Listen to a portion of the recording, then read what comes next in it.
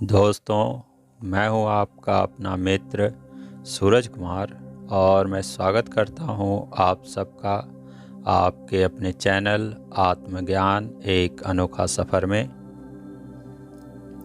दोस्तों, आज मैं आप सब से जिस विषय पर बात करने जा रहा हूं वह है हम अपने मन पर काबू कैसे पा सकते हैं।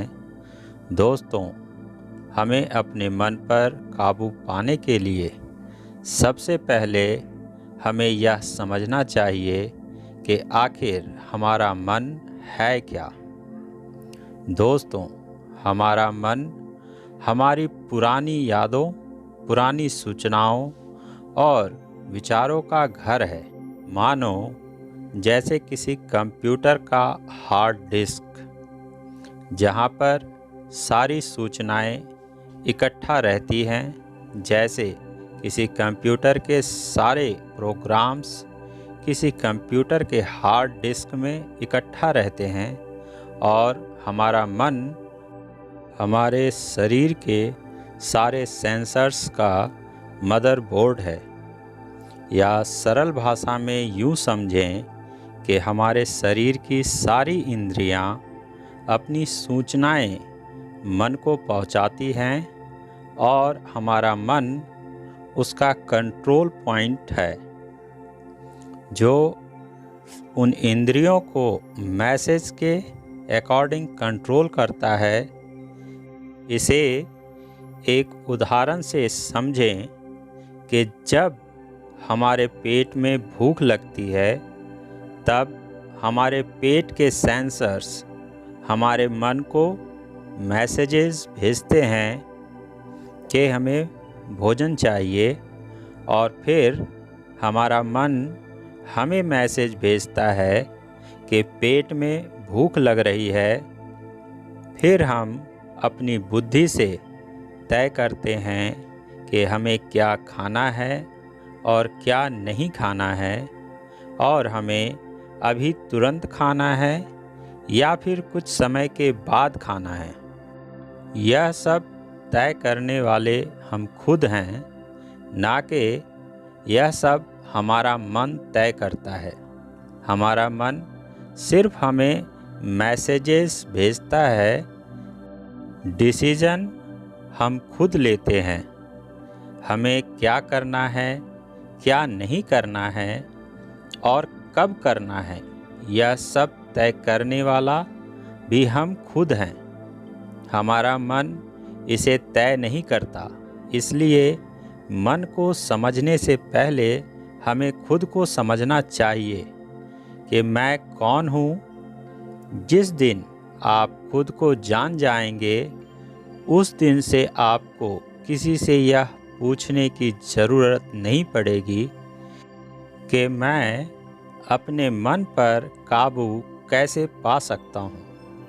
मन पर काबू पाना बहुत ही सहज हो जाएगा।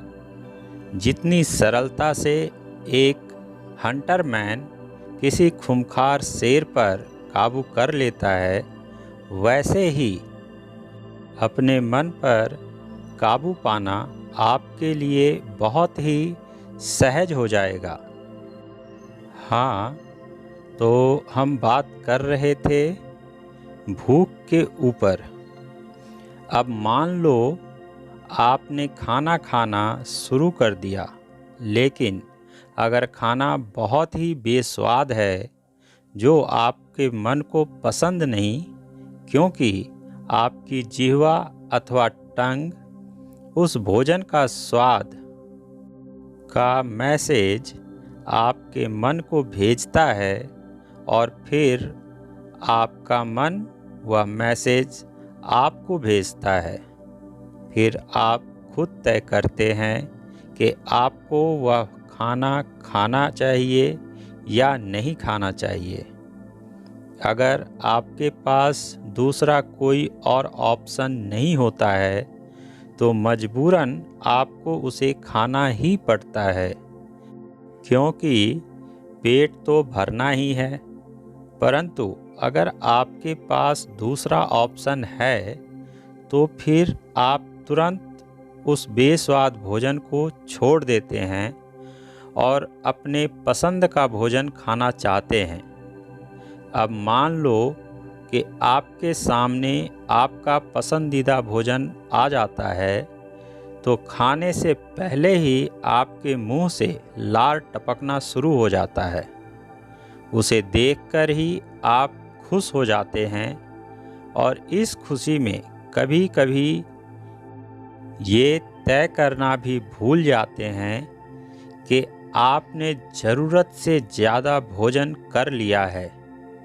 ऐसा नहीं है कि पेट भर जाने पर आपके पेट के सेंसर्स आपको मैसेज नहीं भेजता है।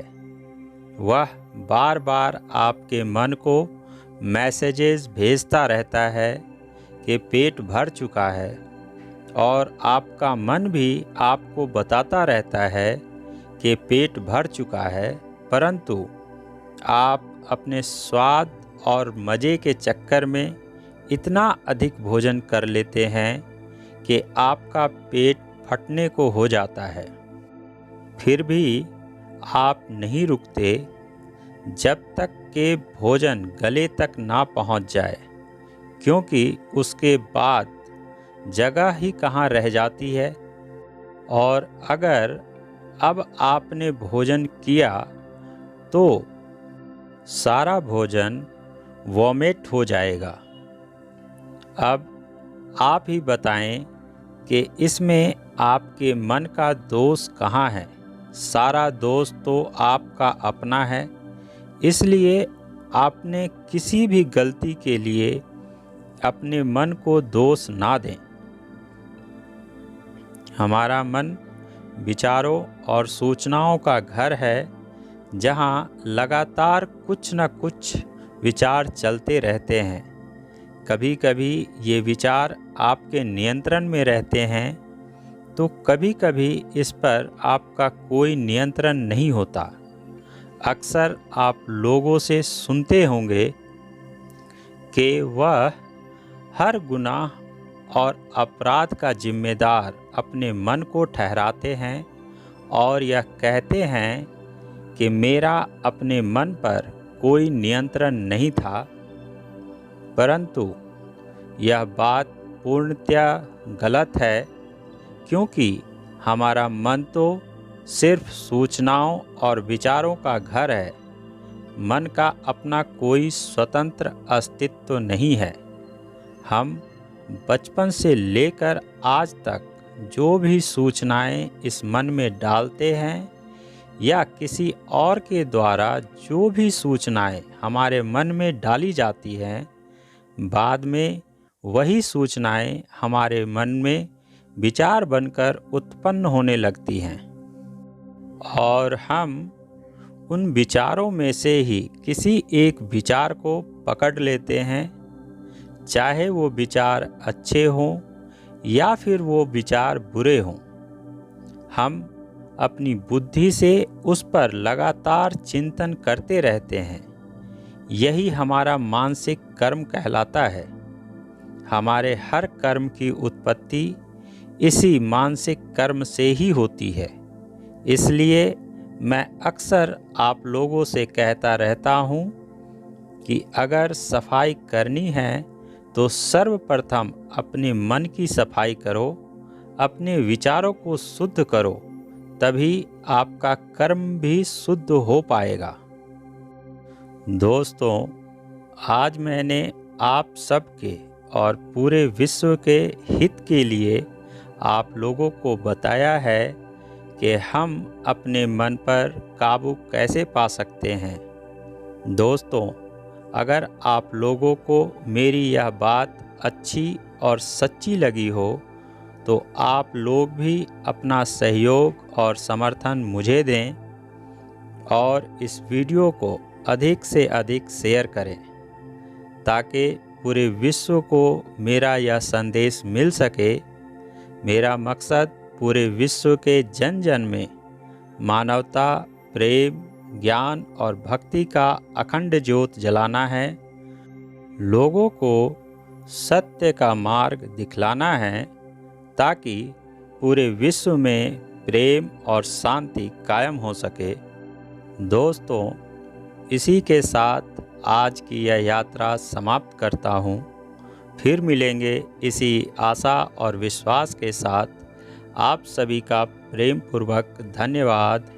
हरि ओम शरणम।